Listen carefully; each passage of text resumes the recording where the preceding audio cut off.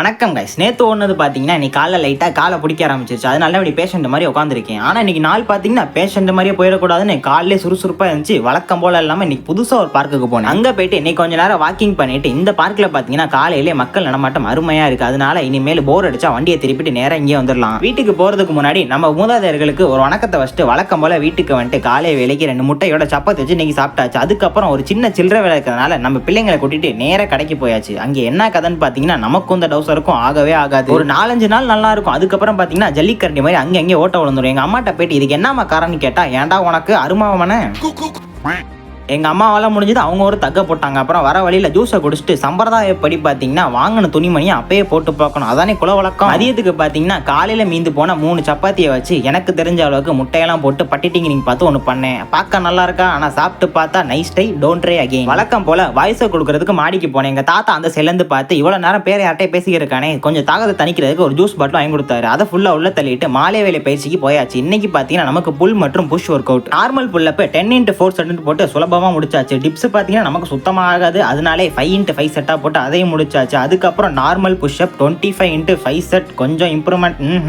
அவ்வளவுதான் நண்பர்களே, இந்த வீடியோ பாத்தீங்கன்னா இதோட முடியுது. நாளைக்கு சாயங்காலம் மறுபடியும் பார்க்கலாம்.